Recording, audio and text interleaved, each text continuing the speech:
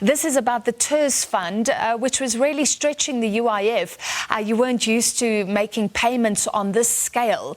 Are you happy with what you've achieved? We truly are, and not only us, but those that received our service are truly happy. And I'm sure the economy itself and everything should be and is happy. We'll put aside for now those that we didn't reach 100% happiness with because of this and the other reason. But as you correctly say, we've never in our history paid in just a year about 63 billion, benefiting over 5 million people. We're quite happy with that. Yeah.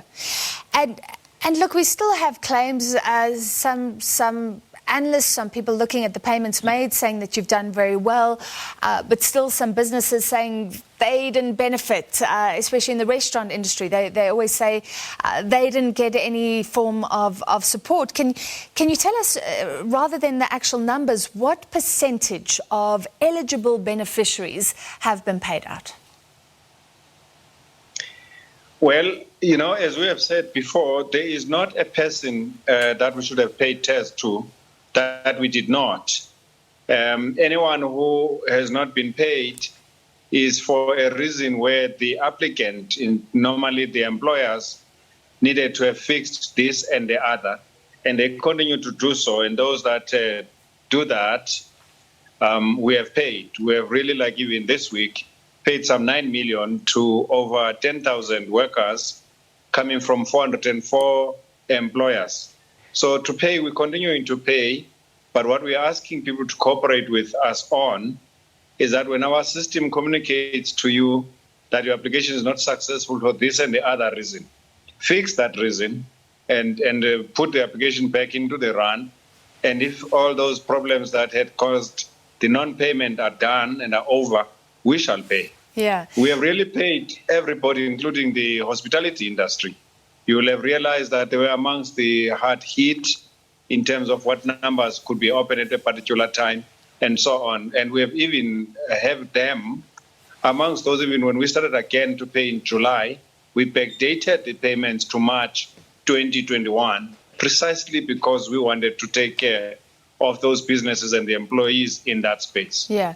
And you're saying it's up to the employers, and I remember the huge controversy because employers in the first place were meant to be paying those UIF payments for their employees, and some weren't doing that. So suddenly that was discovered. Have you given these companies second, third chances? How much leeway have you given them to make things right? Well, unless I don't follow the question, Francis, I think we've really given them, the opportunity is still open now. We have communicated together with our network partners the number of sectors that are affected predominantly with the errors that needed to be fixed. Yeah.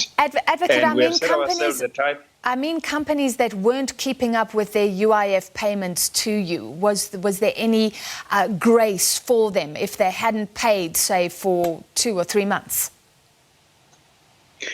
Yes, we did. At the start, you remember when COVID started about March 2020, and for the first period, which was about ended up being 3 months, even those that had not registered their employees and those that had never been even relating with UIF, because the pandemic hit everybody hardest. As a caring employer, a caring UIF, caring Department of Labor, we took care of people who never have been insured.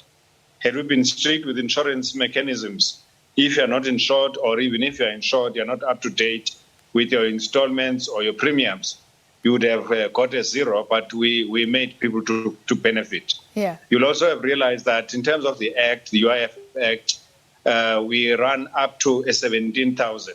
In other words, it's running from 38% to about 60%, and the highest salary is 17,000, from which we deduct payments. Ordinarily, people who earn above 17,000 would not be entitled to any UIF benefit, because in a way they are taken as able to take care of themselves. But when the pandemic hit, we lifted that because we realized that, I mean, you can imagine, let's say you earn 50,000 and all of a sudden you are zero because the pandemic had said to employer close now. So we really have taken care. We lifted that lead so that as many people, in fact, all people must be within the bracket where they can benefit in one way or the other. So we truly have been gracious. Advocate, we're running out of time. We know that there was some fraud and corruption, sometimes companies applying for the money and not giving it to their staff. In March, the Labour Minister said 2 billion rand had been paid out inappropriately. How are you doing in getting some of that money back? We're doing very fine. We would say about 50% of it is already back in our coffers. And some employers, and here we're still investigating. We don't know whether they immediately offered to pay the monies back because they realized that, as the minister said, law enforcement agencies were unleashed. And also we had a program called Follow the Money. So they knew that we're going to knock at their doors, and then some volunteered to bring the money back. Whether that's what they would have done or not is a bit difficult because according to our terms, they should have done that within 7 days of payment. When they do that post that period, and after we say we're knocking on everybody's door, we begin to be suspicious. But we're doing fine. We are reappointing now because our tender expired, so that we follow every other until everyone we shall have given money to shall account that indeed that money was used for the purpose. All right, thank you. Acting UIF Commissioner Advocate Mzie Yawa, we appreciate your time. I wish we could chat further, but that was an update on the UIF payments.